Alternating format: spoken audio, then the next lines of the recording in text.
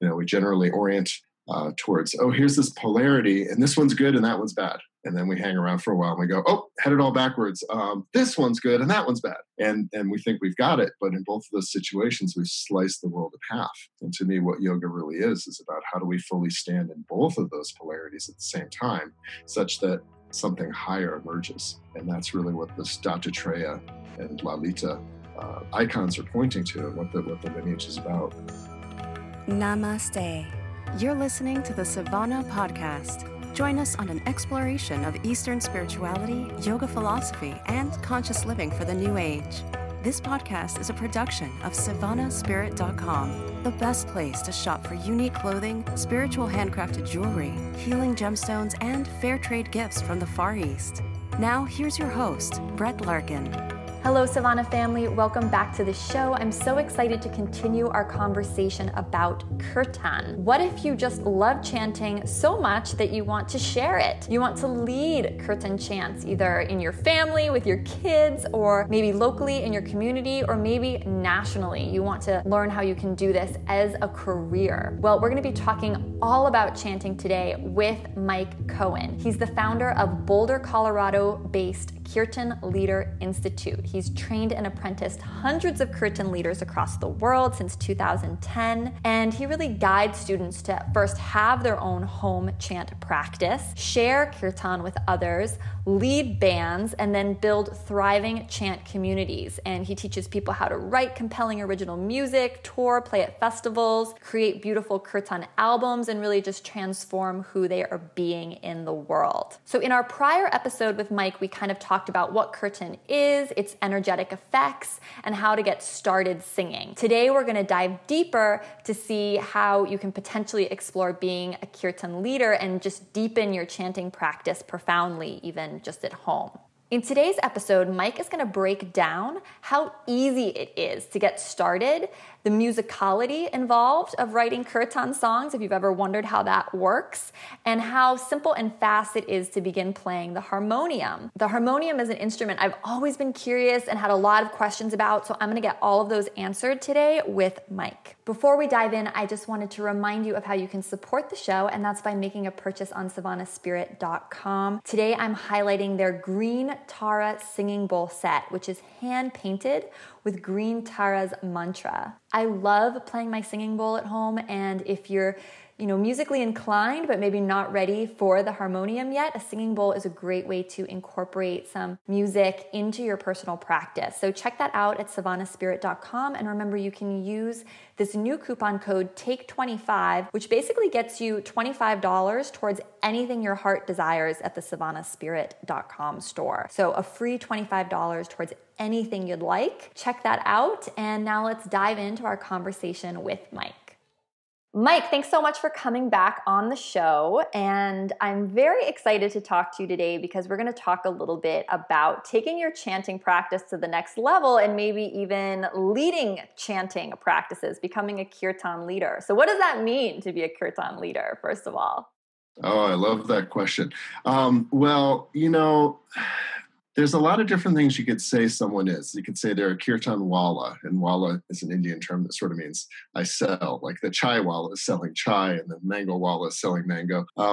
You could say you're a Kirtan artist. I'm an artist. I make albums. I express myself. I feel like what we really need to be these days in the West is a Kirtan leader, because Kirtan has sort of migrated from India to America via the ashrams, and then kind of came out of the ashrams as the yoga studios. And now it's, Kirtan has migrated to festivals. And I used to play at a really cool urban spot that had like a whole stage and set up for 120 people and a restaurant. And so Kirtan is on the move. It's going everywhere. And in order to be able to share Kirtan, which people come to me in my Kirtan Leader Institute because they're excited, like I want to do this, to share it on a bigger stage, you really need leadership.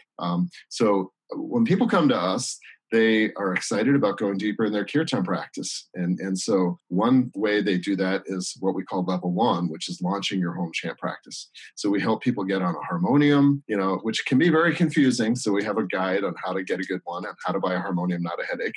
And I'm going to stop you right there because I think people listening, I want to make sure they can visualize exactly the instrument we're talking about. So can you describe for us what a harmonium is and what are the different parts that encompass it? Because I've seen them and they're kind of complicated. So walk us through what this object of the harmonium actually is and where did it originate from and, all of that.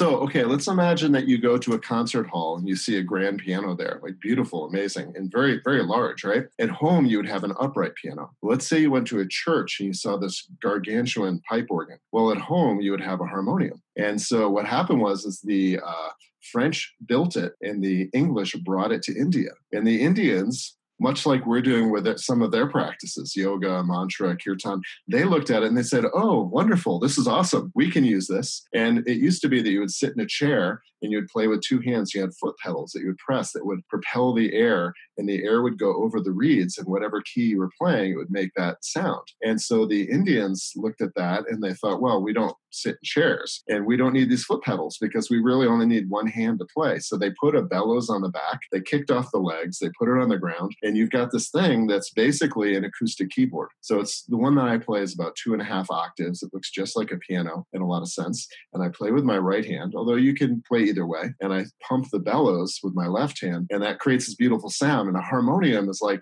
perfect for kirtan because it actually sounds like a whole choir singing back at you, which again is really great because as we were talking in the previous episode, if you're a little self-conscious about your voice, it kind of blends in and the harmonium covers up the imperfections. It's really beautiful. It's like old-fashioned auto-tuning kind of. Old school auto-tune. So, this is one of these situations where the Indians got a hold of something that was not created in their culture and they said, wow, this could really be awesome for us. This could really serve what we care about. So they took it and they modified it and they made it their own. So a lot of people, we see harmonium, we think, oh, that's an Indian instrument, but actually it's a Western instrument that went to India and came back here. So, the first thing we do is we help people get into harmonium because unfortunately there's many, many, many, many, many terrible harmoniums out there. And trying to learn on a bad harmonium is like trying to learn how to ride a bike on a bike with a flat tire. And so... how hard is it to actually learn to play the harmonium? I mean, because I kind of need to be a pianist and then I kind of need to know how to pump. So, I mean, is this like learning the recorder in 4th grade, or is this as complicated as learning a piano? Like, can you how hard is this actually for someone to do? And do I need to know how to read music? That's my next question. Right. Well, first of all, the amazing thing about the harmonium is it's one of very few instruments that sounds great the first time you play it. And, I started in 4th grade on the clarinet, and then I moved to saxophone, and I became a professional saxophonist in my teens and 20s. And sound production was a whole huge thing. We're constantly working on that. You don't have to worry about that with a harmonium. It sounds great immediately. And what I've done over the years is, I have a lot of musical background, and I've been founded the Kirtan Leader Institute 8 years ago, 2010. And I was teaching in a certain way, and I realized, students are asking me to break this down to a granular level of detail. So I started notating things in a certain way, and in a way that you don't have to know anything about Western music, don't have to know anything about sargam or Indian music. You're just going to look at these sheets that I created, and it makes total sense. I tell you what the chord is, what notes to play, what fingers to use, and what words we're singing. And people often, learn a song or two and go, oh my God, this is like so easy. Why don't they teach all music this way? And I don't know that other forms of music would work well, but it would work well with them. But for what we're doing, and especially, I come with the assumption that folks don't have a musical background. We just make it super, super easy. So it's literally like I'm looking at pictures and it shows me where to put my hands, and it's very, very simple. And so do you start with teaching just a couple key chants that you'd play with certain chords? Yeah, well, there's a whole sequencing to it I've discovered over the years. So right now we're doing a level 1 class, and I teach this a number of different ways. It could be private sessions in person, or it could be via Skype, or it could be this class for local folks here in Boulder, or we do it in a 2-day intensive and people fly in, and we've got 24 people in our class. And I start and I teach them the first song, and then they go home and practice for a week, and then I teach them the second song. It's a little more complicated. And then the third song's a little more complicated. The fourth song, the fifth song. So by the time they get done with it, they've got 7 or 8 songs, and it's just amazing what they've learned, but it's just all like doing something and then just adding a little bit more onto that. So as not to overwhelm people. And could then someone take those skills and eventually write their own chants, as you say, which really isn't like rewriting a new chant. It's just putting a chant that you like to a certain melody kind of thing.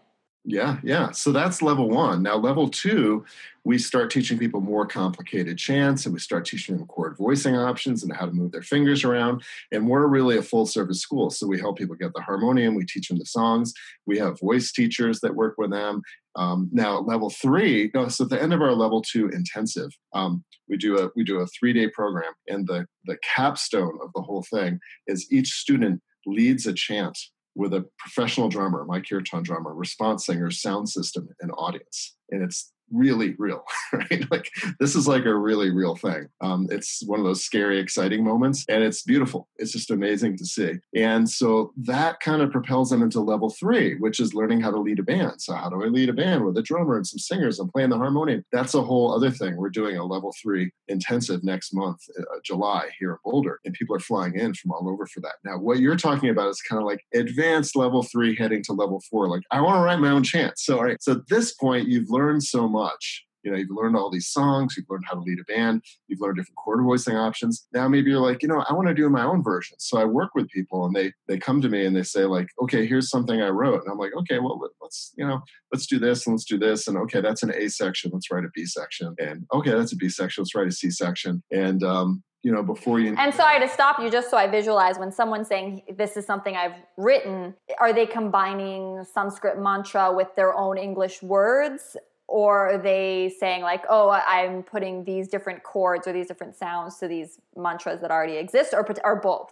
Yeah, these are great questions, because sometimes I've been in music for so long and I'll think about them. Okay, so here's the thing. Like, when you write a chant, you're really dealing with 3 major things. You're dealing with the words. What words do you want to use? Oh, I love this chant, Asatoma. Or I want to write my own version of Rama Dasa, a Kundalini chant. So first is the words, and then is the melody. Okay, so how do I want it to go? And then the third part is the chords. The fourth part, which is a little bit secondary, is the rhythm, and is it in 3/4 like a waltz? Is it in 4/4? Is it fast? Is it slow? Is it slow and it's going to get fast?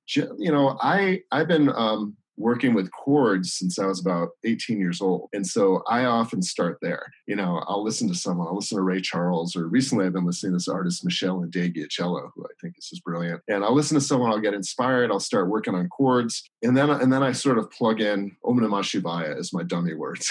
It's just like, and I might come up with some other words, and then I'm figuring out what's the melody, right? Now, other people show up in a different way. Oftentimes they have the words and they have a little melody, but they don't have the chords. And they have, I like to write an A section, a B section, a C section. Maybe they just have an A section, or maybe they have some English words and they want to throw some Sanskrit in, or vice versa. And what are the sections, just so people are clear on that when you say A, B, C, are those the different verses of the song, or that's actually different components of?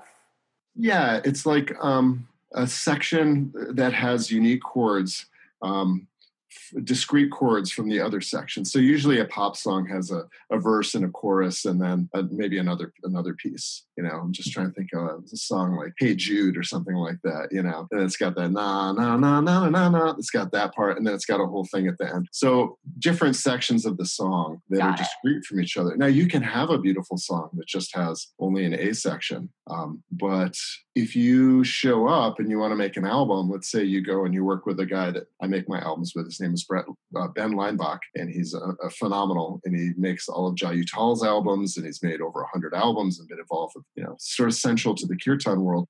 When I send my students in there to make albums with him, he's very happy because these songs have a lot of construction. They have an A section, a B section, a C section, different melodies, words.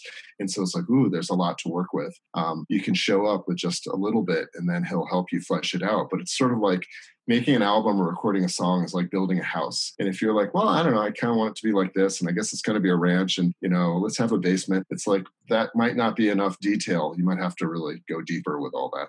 Okay, amazing. So very interesting. Now, I'm guessing it's interesting to me that you've called this a leadership institute, right? Because I'm guessing that in addition to just talking about music, there's leadership skills, right? That you need to teach people to hold space for, maybe 10, 20, 50, 100, who knows, people singing with them. So can you talk to us about that component of the program and sort of what's required there as a kirtan leader? Yeah, really, there's 5 elements that we're working with. We start with at level 1 with just musicianship, so you can chant at home. At level 2, we're, of course, working on musicianship, but we add in leadership, and I'll come back to what that means. At level 3, we're working on musicianship and leadership.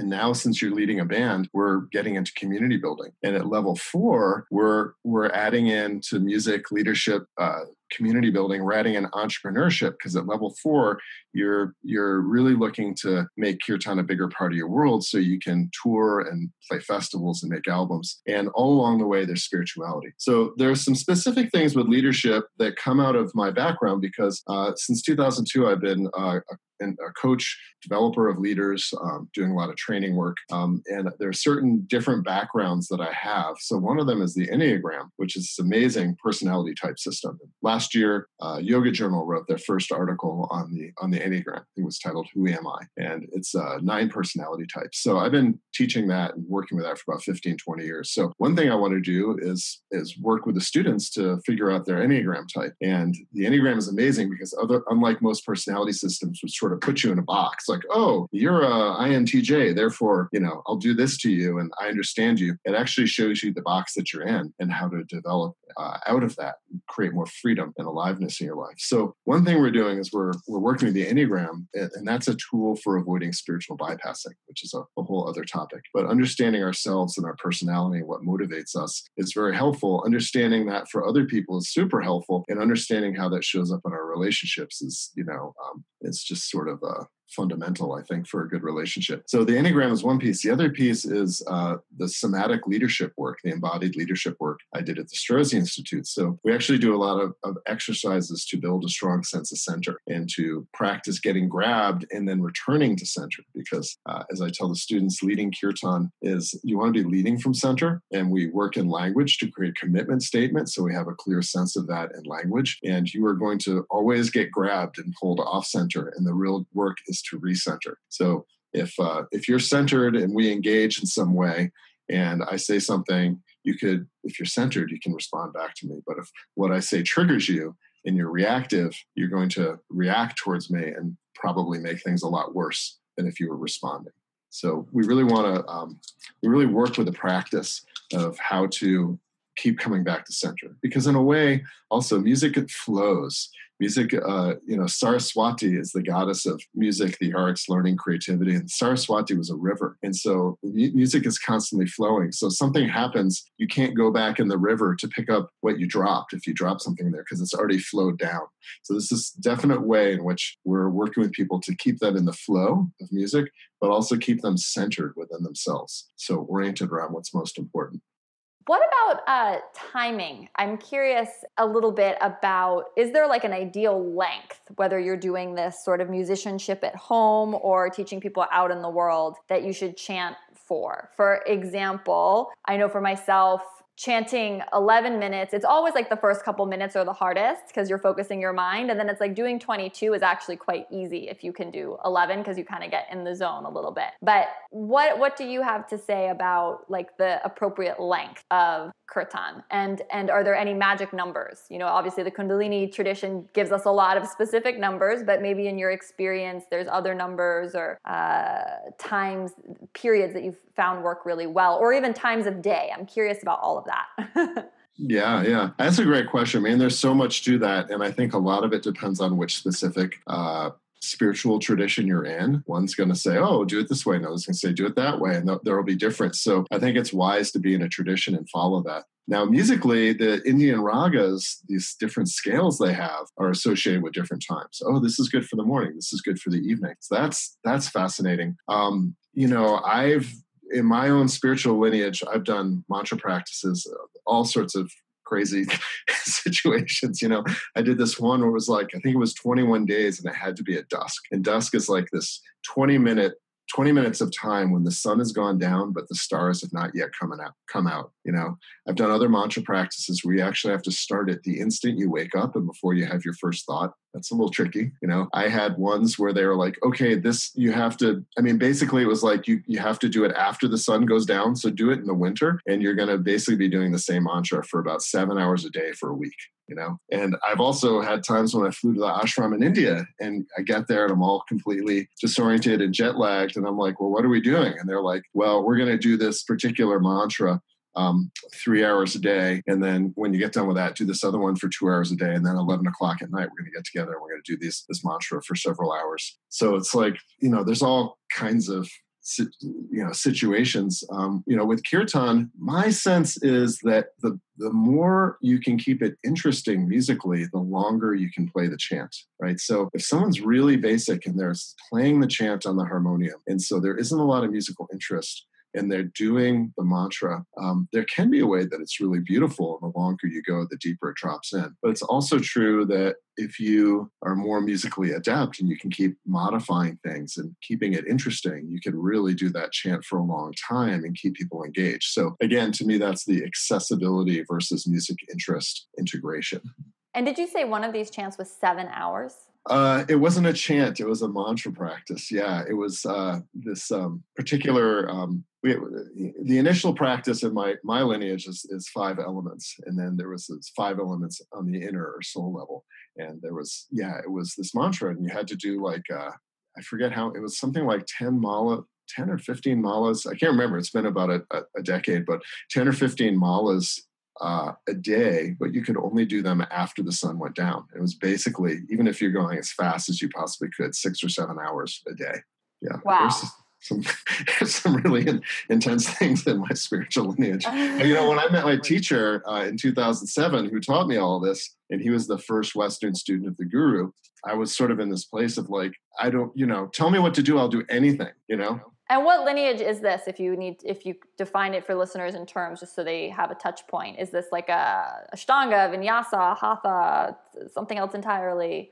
Yeah, something else entirely. So this was a spiritual lineage by this Indian saint named Swami Kaleshwar. And his ashram was in a town called Penakanda, which was in southern India, not far from Bangalore. And the student, the teacher that I found, this is like, boy, we could spend a whole other episode on all this crazy stuff that I would say I found through the most unlikely series of synchronicities and coincidences. He had been the first Western student of Swami Kaleshwar. And prior to that, he had been very close with a great Indian saint, Swami Muktananda, who came over to the West and founded Siddhi Yoga, which is now Guru Mai is the guru in that lineage. So it's a lineage where the main saints involved were Shirdi Sai Baba, who's kind of like this saint who's as popular in India as Jesus. So Shirdi Sai Baba and also Jesus, and Ramakrishna Paramahansa and Ramana Maharshi. And the lineage was oriented in a really interesting way towards this goddess Lalita, who's also known as Parashakti, and Dattatreya. And both of those deities are later deities who are what I would call superordinate or integral. So their icons represent the integration of the spiritual world and the material world, and individual and collective, and masculine and feminine, and the energy of Brahma, the creator, Vishnu, the sustainer, and Shiva, the transformer, plus their consorts, Saraswati, Lakshmi, and Kali. So it's like, boom, all of that in one icon. So sort of unifying all of the polarities that as humans we tend to swim in. We generally orient towards, here's this polarity, and this one's good and that one's bad. And then we hang around for a while and we go, head it all backwards. This one's good and that one's bad. And we think we've got it. But in both of those situations, we've sliced the world in half. And to me, what yoga really is about how do we fully stand in both of those polarities at the same time, such that something higher emerges. And that's really what this Dattatreya and Lalita icons are pointing to, and what the lineage is about. And was this lineage very much focused, it sounds like, on the chanting, on the use of one's voice in particular? Mantras. And it could be gross into the world, or it could be subtle in the mind. So there was a lot of mantra. There was a lot of yantra, which is the geometric shapes associated with, certain energies. And we were doing a variety of different spiritual processes at different times first. For the 7-hour one, is it just in your mind, or do you actually have to sing for 7 hours? Well, it was fascinating because it was 7 hours, and you could say it out loud, or you could just say it in your head, and you don't have to sing it. You're just saying it. So it's actually not really kirtan practice. It's more japa, which is, meditation practice, repeating a mantra. And I used a mala. But it was fascinating because I was sort of messing around, because after a while of saying it out loud, I would get it so embedded in my head that it would kind of say it itself. And then I started experimenting with different things, because my teacher was talking to me about sort of Vishnu is the world, and Shiva is transcending the world, and Brahma's energy is what we want to bring into the world. And that creates like a triangle, which is the yantra of the third eye. So he was sort of saying, if you're only in the world, you're trapped in illusion. But if you've only transcended the world, you're not in the world, so you can't have any impact. So how do you be in the world and transcend the world, and then bring the energy of Brahma into the world so you can create? And that was his orientation. By the way, you're really good, because I'm telling all these stories and secrets I never shared before. You're an amazing. Oh, that means I'm doing a good job.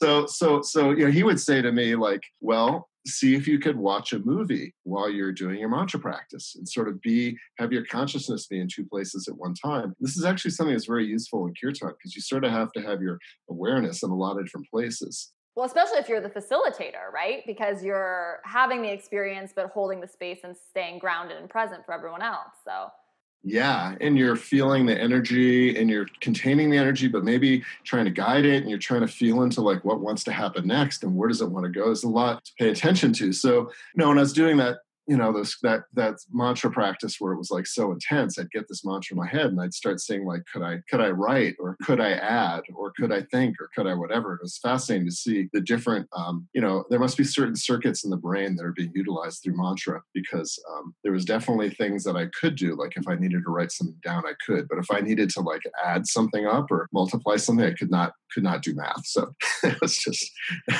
me. Fascinating. But that's very, very interesting, as that being like a microcosm example of trying to be beyond the world and in the world at the same time. So I love that. And I'm so glad you shared it. Thank you for doing that. Yeah. Tell listeners how they can stay connected with you, how they can find your work. I know you have albums. I know you have the courses you mentioned. What's the best way for them to find you online? Yeah, well, I'll let folks know that, first of all, my website is www.mikecohen, C-O-H-E-N, Kirtan, Kirtan.com. And when you go to that site, MikeCohenKirtan.com, we have a page that's for the Kirtan Leader Institute. And that's where basically 100% of my energy, this is all I'm doing right now. And so much of my energy is going into training students. And we're working with several hundred each year and looking to, expand that out. So folks can go there. I'll let them know that we have a free guide for how to buy a harmonium, not a headache. Happy to share with folks. That'll be at our website. We can send it to you so you can put it in the show notes. They can download a free song. We got a pretty funky Shiva song up there right now called Shiva Groove. And we have a special going. If folks want to learn how to lead kirtan, we will teach you 6 or more chants in 3 private sessions, either in person in Boulder or via Skype. And it's 3 hour-long sessions for $299, and folks can get a $49 discount if they use the promo code summer special, which is all caps. So I can send you all that information. And then if people want to come to the world's greatest Kirtan Yoga Festival, which is also known as Bhakti Fest in Joshua Tree, the 10th anniversary edition is happening this year, September 13 through 16. And I have discounted artist tickets. So if folks want to support me and my band and also get a discount on their passes, I have those available as well. Amazing. Well, I'll put all that info down in the show notes. So guys, don't worry if you didn't catch it all. Just make sure to expand the episode, and I'll link everything up that Mike mentioned. And Mike, thank you so much for coming on the show. Savannah family, let me know. Do you think you could be a Kirtan leader? Are you interested in this? I would love to hear from you. You can go to our private Facebook group, savannahspirit.com/group is going to redirect you. And you know what keeps this show going. It's your ratings, it's your reviews, it's your feedback. If you don't know how to leave a rating or review on iTunes, because I know it's really confusing, we have step-by-step instructions on how you can do that and give back. back. You just go to savannahspirit.com/review and it'll walk you through how you can do it on your phone. So take a moment to do that today if you haven't already. Take a moment to sing or listen to some mantra. I'm wishing you a beautiful rest of your week and so much love from my heart to yours. Namaste. You've been listening to the Savannah Podcast. To find out more about Savannah, go to savannahspirit.com or follow Savannah on Facebook at facebook.com/Savannah Spirit. For daily inspiration, check out our blog at savannaeast.com. Be sure to join us next week for a new episode. And thank you for listening to the Savannah Podcast.